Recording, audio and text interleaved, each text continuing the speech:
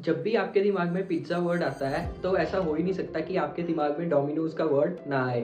लेकिन आप में से बहुत कम लोग जानते हैं कि डोमिनोज़ जब फर्स्ट टाइम इंडिया में आया था, तो बहुत बुरे तरीके से फेल हुआ था। तो उसके बाद डोमिनोज़ ने ऐसा क्या करा कि इंडिया में उसको सक्सेस हासिल हुई और one of the leading fast food chain ये इंडिया में भी बन गया। तो चलिए जानते हैं इस वीडियो में।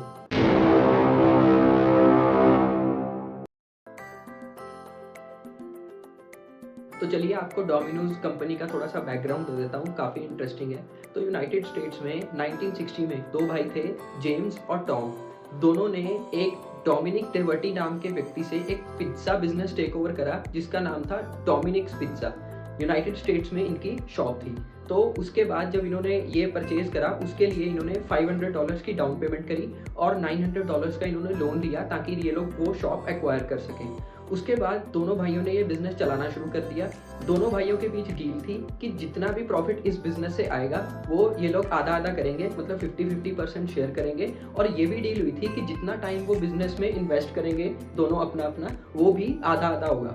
अब जेम्स जो थे, वो एक पोस्टमैन भी थे, तो उनके केस में क्या हो रहा था कि उनसे दोनों चीज़ें मैनेज नहीं हो पा रही थी। तो 8 महीने के बाद उन्होंने डोमिनोज़ से रिज़ाइन, मतलब डोमिनिक्स पिज़्ज़ा से उन्होंने रिज़ाइन कर दिया। रिज़ाइन इन द सेंस कि वो यहाँ से आउट हो गए और 50% जो शेयर था, वो उन्होंने अपने भाई को ही बेच दिया और उसके बदले में जो वो पिज़्ज़ा डिलीवरी के लिए वॉक्सवैगन की बीटल यूज़ करते थे, वो उन्होंने अपने पास रख ली। तो अब टॉम अकेले ही थे जो ये बिज़नेस को चला रहे थे। उनके लिए ये बिज़नेस काफ़ी अच्छा चलने लग गया। नाम अभी भी डोमिनिक्स पिज़्ज़ा ही था।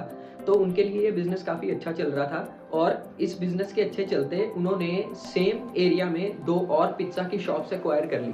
अब टोटल उनके पास 3 शॉप्स थी पिज़्ज़ा की, लेकिन उन्होंने अब ये सोचा कि क्यों ना तीनों शॉप्स का नाम एक ही रखा जाए। तो उन्होंने ये सोचा कि जो शॉप उन्होंने सबसे पहले एक्वायर करी थी डोमिनिक डिवर्टी से, जिसका नाम डोमिनिक्स पिज़्ज़ा था, तीनों का नाम यही रख देते हैं। लेकिन जो डोमिनिक डिवर्टी थे ओरिजिनल ओनर, जिनसे उन्होंने परचेज़ किया था, उन्होंने इस चीज़ के ऊपर काफ़ी रेज़िस्ट करा। तो 1965 में उनके एक एम्प्लॉयी ने आइडिया दिया कि क्यों ना हम इस चेन का नाम डोमिनोज़ पिज़्ज़ा रख दें, और वो तुरंत मान गए। तो 1965 में डोमिनोज़ ने अपने आप को ऑफिशियली रजिस्टर करवाया यूनाइटेड स्टेट्स में और कंपनी का नाम हुआ डोमिनोज़ पिज़्ज़ा इनकॉर्पोरेशन। अब यहाँ से डोमिनोज़ ने बुलेट ट्रेन पकड़ ली। 1978 आते-आते यूएसए में डोमिनोज़ के मोर दैन 200 आउटलेट्स थे। 1983 में कनाडा में इन्होंने अपना फर्स्ट इंटरनेशनल आउटलेट खोला। पूरी दुनिया में ये लोग काफ़ी तेज़ी से एक्सपैंड कर रहे थे और 1996 में बारी आई इंडिया की। दिल्ली में इन्होंने अपना पहला आउटलेट खोला, लेकिन वहाँ पे इनको इतना अच्छा रिस्पॉन्स नहीं मिला क्योंकि जो लोग हैं वो पिज़्ज़ा को लेके इतने फ़ैमिलियर नहीं थे और उनको ये लगता था कि पिज़्ज़ा कोई रिच क्लास की डिश है जो ये लोग अफ़ोर्ड नहीं कर पाएँगे। 4 साल बीत गए, मतलब 2000 आते-आते डोमिनोज़ इंडिया में सिर्फ़ 100 आउटलेट ही खोल पाया था और सारे के सारे लॉस मेकिंग में। अगले 2 साल में इनको 40 आउटलेट्स बंद करने पड़े, जो बाकी 60 बचे उनमें से 2004-05 में इन्होंने क्यूमुलेटिवली 73 करोड़ के रेवेन्यू के अगेंस्ट 58 लाख का लॉस बुक करा। मतलब पर स्टोर इनसे पूरे साल में सवा करोड़ की भी सेल नहीं हुई। अब डोमिनोज़ इतनी जल्दी हार मानने वाला नहीं था, तो इन्होंने इंडियन ऑपरेशंस का जो हेड था उसी को बदल दिया। अजय कौल को ले आए इंडियन ऑपरेशंस के हेड में, और अजय कौल ने जब ये इंडिया में डोमिनोज़ के ऑपरेशंस को टेक ओवर करा, तो उन्होंने ये देखा कि ये इंडियन मार्केट है, यहाँ पे पिज़्ज़ा की उतनी डिमांड नहीं है जितनी यूरोपियन या वेस्टर्न कंट्रीज़ में है। तो उन्होंने कहा कि कुछ ना कुछ जुगाड़ तो लगाना ही पड़ेगा। उन्होंने इंडिया के अकॉर्डिंग स्टाफ को ट्रेनिंग्स देनी शुरू करी, इंडिया के अकॉर्डिंग बिजनेस इंफ्रास्ट्रक्चर डेवलप करा, टॉप क्लास बिजनेस प्रोफेशनल्स को हायर करा, इंग्रेडिएंट सप्लायर्स के साथ कॉन्ट्रैक्ट्स करे, cold chain warehousing firms के साथ कॉन्ट्रैक्ट्स करे ताकि बिजनेस के किसी भी प्रोसेस में हॉल्ट ना आए, और अल्टीमेटली डोमिनोज इंडिया में सक्सेसफुल अजय कौल की वजह से ही हो पाया। तो उन्होंने ऐसा क्या अलग करा कि जो इनसे 6 साल में नहीं हुआ, इन्होंने इतने कम टाइम में करके दिखाया। चलिए जानते हैं एक एक करके। सबसे पहली चीज़ जो इन्होंने इंडिया में करी वो ये थी कि 30 मिनट में पिज़्ज़ा ये डिलीवर करेंगे, otherwise pizza will be free of cost. America में ये चीज़ 1965 में लॉन्च हुई थी।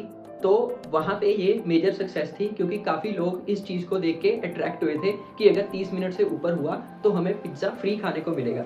डोमिनोज़ ने इनिशियली ये चीज़ इंडिया में एप्लीकेबल नहीं करी थी क्योंकि उनका मानना ये था कि इंडिया में काफ़ी ज़्यादा ट्रैफिक होता है और वो टाइमली डिलीवर नहीं कर पाएँगे। लेकिन अजय कौल ने इस चीज़ को इंडिया में भी इंट्रोड्यूस करवाया and it was a major success. अब बल्क ऑफ पीपल इस चीज़ से अट्रैक्ट हुए और उन्होंने डोमिनोज़ के पिज़्ज़ा को ऑर्डर करना शुरू किया। आज की डेट में 99% से ज़्यादा डिलीवरीज ऑन टाइम ही होती हैं, मतलब डोमिनोज विदिन 30 मिनट्स ही पिज़्ज़ा डिलीवर करता है और कभी कभी जानबूझ के पिज़्ज़ा की डिलीवरी लेट करी जाती है ताकि नॉन रेगुलर कस्टमर को रेगुलर बनाया जा सके। अब आपने ये चीज़ देखी होगी कि आप जोमेटो स्विगी से भी अगर डोमिनोज का पिज़्ज़ा ऑर्डर करते हो तो डिलीवरी डोमिनोज खुद ही करता है क्योंकि कमिटमेंट नाम की भी कोई चीज़ है भाई साहब। अब नेक्स्ट चीज़ जो डोमिनोज ने इंडिया में चेंज करी वो था मेन्यू। अब डोमिनोज इस मोमेंट से पहले इंडिया में भी यूएसए वाले ही पिज्ज़ा खिला रहा था, पैसिफिक वेजी, स्पिनच एंड फेटा। तो ये इंडिया में चलने वाले नहीं थे। कॉल साहब को ये चीज़ की रियलाइजेशन हुई और उन्होंने बोला कि ये स्पिनच विनच हटाओ यार, अब कुछ रीजनल टेस्ट ऐड करो।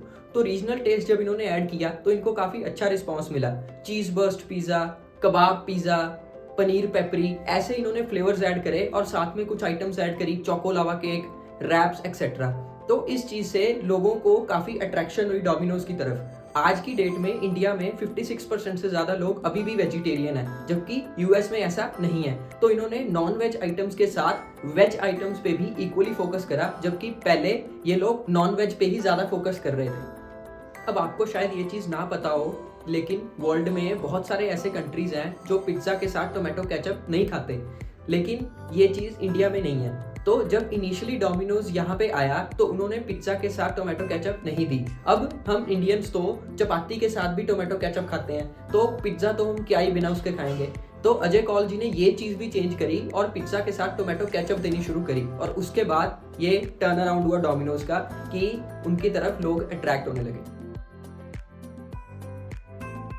अब यूएस के लोगों के पास जितनी परचेजिंग पावर है वो इंडियंस के पास अभी नहीं है। तो इन्होंने मार्केटिंग के लिए डिफरेंट ऑफर्स लॉन्च करे लोगों को अट्रैक्ट करने के लिए। 2 pizzas at just ₹99 each, pizza starting at just ₹49 each. इन्होंने 8 महीने की रिसर्च करी और एक ₹35 में एक पिज़्ज़ा मेनिया लॉन्च करा जो सिर्फ 2.5 मिनट में तैयार हो जाता था। तो इस चीज़ से लोगों की काफ़ी अटेंशन मिली डोमिनोज को, क्योंकि ₹35 स्पेंड करने पे इंडियंस की पॉकेट पे भी इतना असर नहीं पड़ रहा था।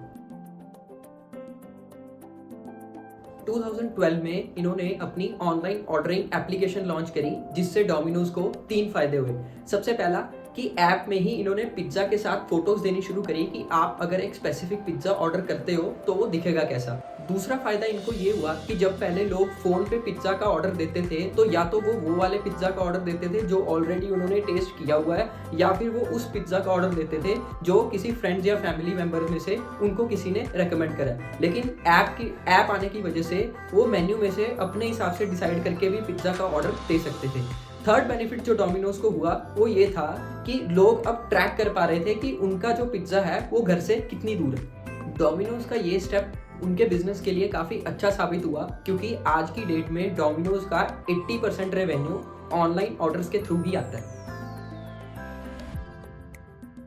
आज की डेट में डोमिनोज के इंडिया में 1500 से ज़्यादा आउटलेट्स हैं। इस स्टोरी से हमें ये सीखने को मिलता है कि कभी भी हमें हार नहीं माननी चाहिए, there is always a way out. और इंडिया में डोमिनोज की इस सक्सेस का बहुत बड़ा क्रेडिट अजय कौल को जाता है। आपकी इन्फॉर्मेशन के लिए मैं बता दूं, आज की डेट में डोमिनोज का इंडिया में 50% से भी ज़्यादा का ग्रॉस मार्जिन है। आपको डोमिनोज की सबसे अच्छी स्ट्रैटेजी कौन सी लगी, कमेंट बॉक्स में ज़रूर बताना। That's it for today. Paras Arora, thank you so much.